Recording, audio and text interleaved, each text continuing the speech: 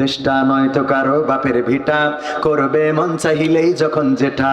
দেশটা নয়তো কারো বাপের ভিটা, করবে মন চাহিলেই যখন যেটা। দেশটা লক্ষ মায়ের ইজ্জতেরই দামে কেনা, মাটিতে মিশে আছে লাখ শহীদের রক্ত কণা। দেশটা লক্ষ মায়ের ইজ্জতেরই দামে কেনা, মাটিতে মিশে আছে লাখ শহীদের রক্ত কণা। সেই রক্তের দামে কেনা মোদের সোনার ভিটা, সেই রক্তের দামে কেনা মোদের সোনার ভিটা। তবে কেন অভ্যাস হলো দাদা বাবুদের চরণ চাটা? কথা কয় না। তবে কেন অভ্যাস হলো দাদা বাবুদের চরণ চাটা? দেশটা নয়তো কারো বাপের ভিটা, করবে মন চাহিলেই যখন যেটা।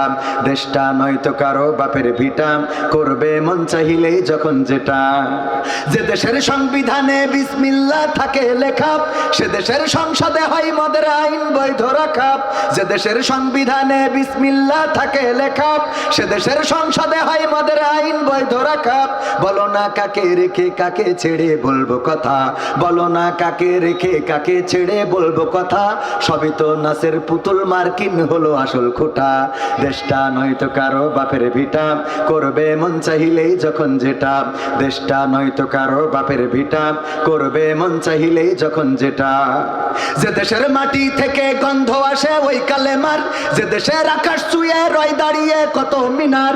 যে দেশের মাটি থেকে গন্ধ আসে ওই কালেমার, যে দেশের আকাশ ছুঁয়ে রয় দাঁড়িয়ে কত মিনার। আজানের সুরে সুরে জীবন যাদের গড়ে ওঠা, আজানের সুরে সুরে জীবন যাদের গড়ে ওঠা। সে দেশের মাটিতে আজ নাস্তিকতার ঘন ঘটা। ঠিক বলছি না বে? ঠিক বলছি। আউল বাউল ফাউল তারা কোরআন অবমাননা করেছে, আল্লাহকে অবমাননা করেছে, আল্লাহর ব্যাপারে এমন বাজে মন্তব্য করেছে যেটা শোনার পরে কোন মুসলমানের রক্ত টকবক করে ফুটে ওঠা ছাড়া ঘুমিয়ে থাকতে পারে। পবিত্র কোরআনের সূরা নাস নিয়ে কিভাবে অনুবাদ করলেন? আল্লাহ নাচতে বলেছেন। আল্লাহ বলেছেন কি? বুল আউযু বিরাব্বিন নাস মালিকিন নাস ইলাহিন নাস মিন শাররিল ওয়াসওয়াসিল খান্নাস আল্লাযী ইউওয়াসউইসু ফি সুদুরিন নাস মিনাল জিন্নাতি ওয়ান নাস। আল্লাহ রাব্বুল আলামিন এত সুন্দর একটা সূরা নাজিল করেছেন, যেটা শেষ সূরা নাস। মানে কি? মানুষ আর ওরা এই নাচটারে নাচাতে নিয়ে গিয়েছে এবং বলল আল্লাহ এখানে নাচতে বলেছে, ওখানে নাচতে বলেছে, এভাবে নাচতে বলেছে, ওভাবে নাচতে বলেছে। এদের বিরুদ্ধে যখন সরকার কার্যকারী পদক্ষেপ গ্রহণ করেছে, তখন আবার তাদের পক্ষে দাঁড়ানোর মতো লোক আছে না নাই? যারা তাদের পক্ষে দাঁড়ায় আর যাই হোক তারা ইমানদার হতে পারে, ওদের ইমান থাকতে পারে। কারণ যে আল্লাহকে অবমাননা করে, কোরআনকে অবমাননা করে, তার পক্ষে কথা বলা শোভা পায়।